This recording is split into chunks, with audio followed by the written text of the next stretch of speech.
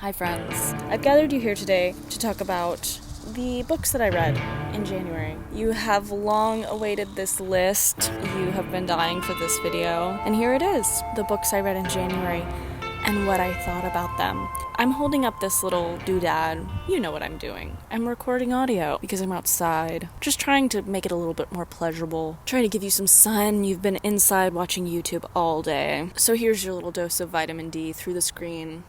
Soak it in. The first book I read in this year of our Lord 2024, I finished, so it counts as January. I did include it in my 2023 wrap-up because I was like 1/3 of the way through. I can count books however I want. It counted for 2023.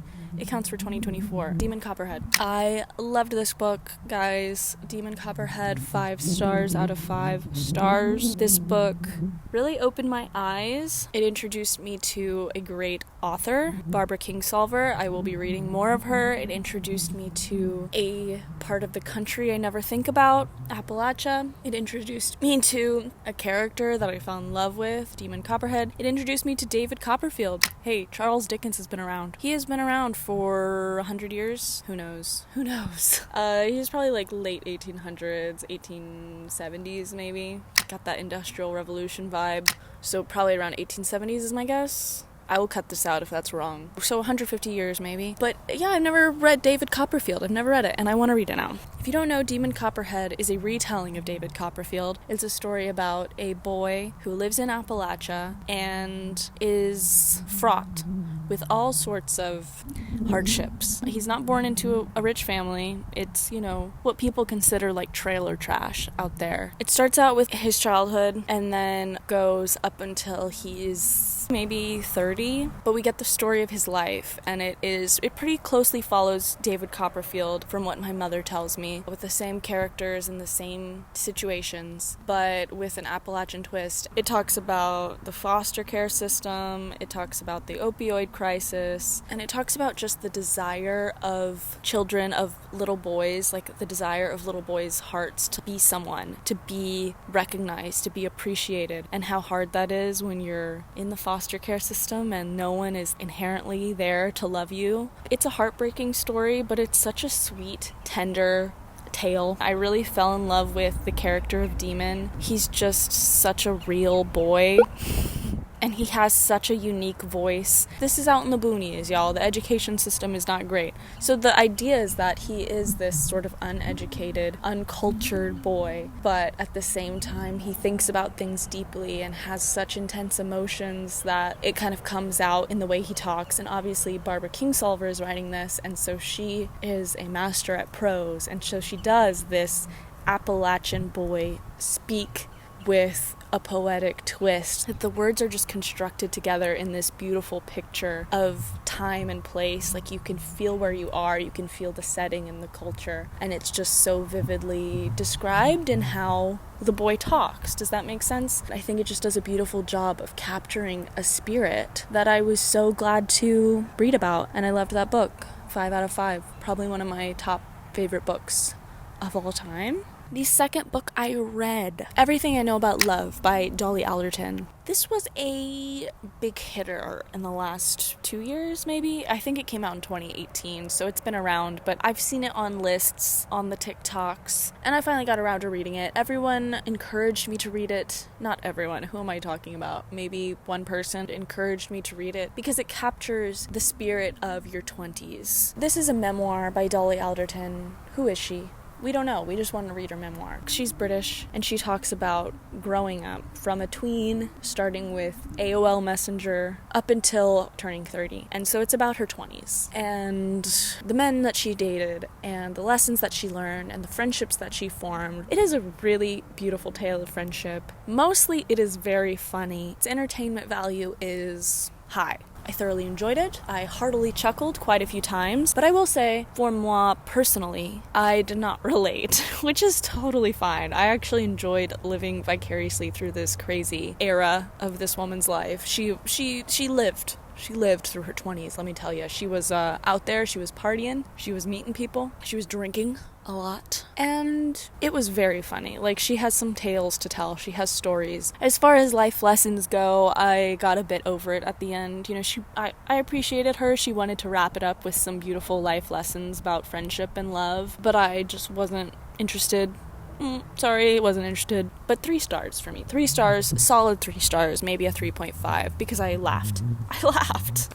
The third book I read was Old Man and the Sea. Oh, I've got this one. Oh, just a quick little read. Just a quick little book. Could read it in a day. I didn't. This book was good. Hey, Ernest Hemingway, he kind of hit with this one. It's a little bit of a banger. I mean, read it. It's literally like 10 pages. If you don't know, I'll spoil it for you. I think people, when they talk about little classic books like this, you can talk about the whole plot without it kind of being a spoiler, because I think in general, the general consensus is we know what happens in this book, you know, like we as a society, it's up there, collective consciousness and all that. So I'm going to tell you the whole plot. And if you don't want to know, I'll tell you where to skip to. It's an old man. He's a fisherman in this fishing village in some South American villa. And he has gone 80-something days without catching a fish. And so on this particular day, he goes out, and he goes out farther than he's gone out before. And after countless hours out there, he finally gets a fish on his line. And then the next part of the book, for pages and pages, is him wrestling for days with this fish, because it's the biggest fish he's ever caught, and it just keeps pulling him. And then eventually he gets the fish. He gets the fish in, and he kills it. Spoiler alert, he kills it. And then it's his long, laborious journey back to shore. And you know what happens? The sharks eat the fish. The sharks eat the fish on his way back. He keeps trying to fend them off. He kills a couple sharks, but by the time he gets home, all he has is this giant carcass. A giant skeleton of a fish. And it's all for naught. But is it all for naught, is the question. And that is what this book is about. It's sort of not allegorical, but it's very thematic. It's got themes, and the themes are about determination. After 87 days, he does not give up. He goes out and looks for a fish again, and he's determined to find one. And when he gets the fish, he's determined to reel it in.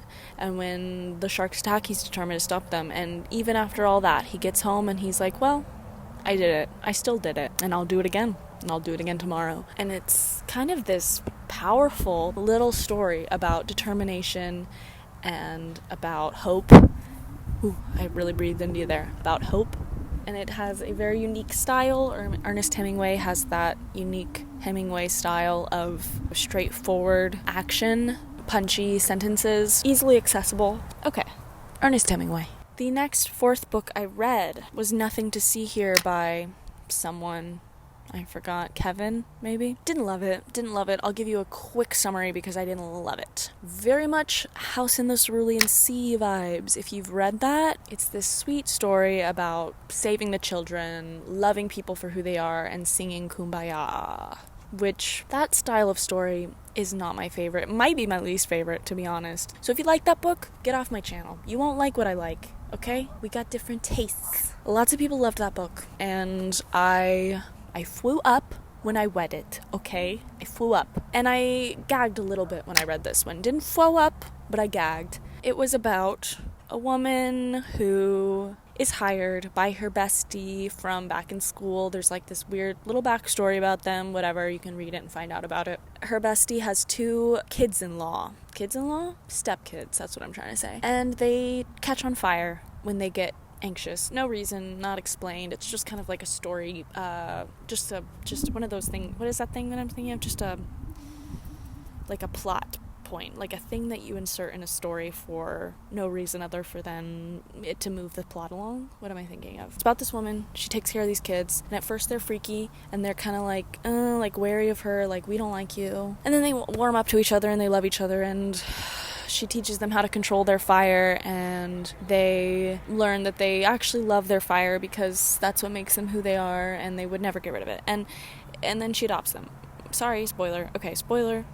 I'm about to tell you what happens. She adopts them. And I don't know, it felt pointless. I feel like I'm gonna forget it. I gave it 3 stars. It was just like kind of boring, pretty predictable, and very much sweet in a way that I didn't care for. I don't like cloying stories. I'm done with it. I'm done talking about it. The sun's in my eyes. Okay, the last book I read. The last book was another 3-star. Bret Easton Ellis. He's the man who wrote American Psycho. He also wrote this book, The Shards. Came out in 2023, I do believe. It's a recent one. This is like a, there's a word for it, autofiction or something. It's like a fake autobiography or a fake memoir. The main character, his name is Brett, but the story surrounding everything is fake. It's in the 80s, we're in LA, and there's this backdrop of a serial killer on the loose. He's killing ladies and some gentlemen. He is doing some weird things to them, and there's also the backdrop of a cult kind of out there doing some crazy stuff. And Brett's kind of an outsider and a loner. He's also closeted bi or gay, I'm not sure. That's the background. And the story is about this mysterious boy, Robert Mallory.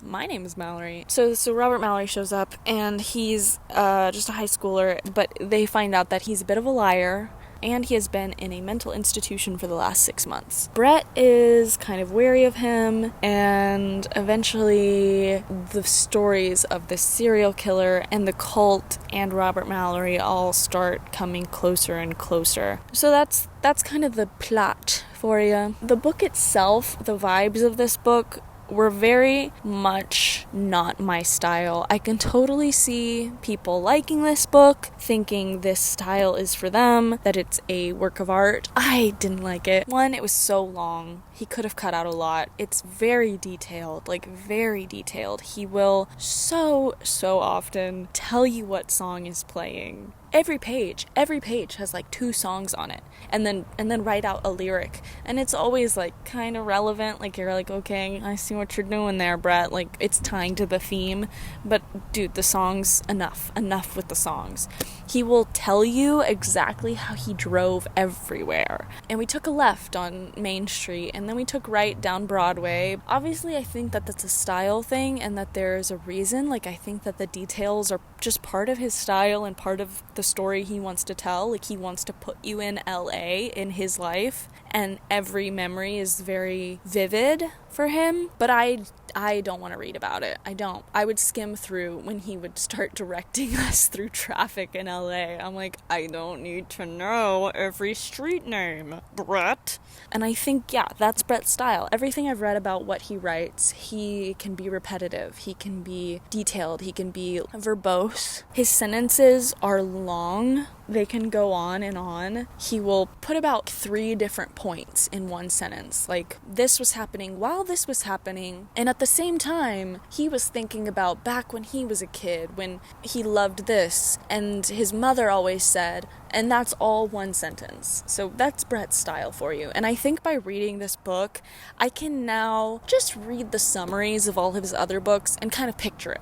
I can totally picture it. Like, I've heard a lot about American Psycho, that it's repetitive, that it is gruesome. This has some very gruesome scenes in it. So I can read that summary and totally put Brett's voice onto that, and I've got the book. I've heard it. I can get it. He has a very unique style. I'm not really interested in reading it again, but I'm glad that I've read it, and now I can kind of know what people are describing when they describe Bret Easton Ellis books. So that's everything I read in January. Let me know what you read in January. Comment down below.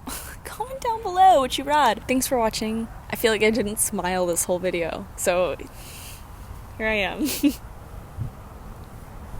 Thanks for watching. You know?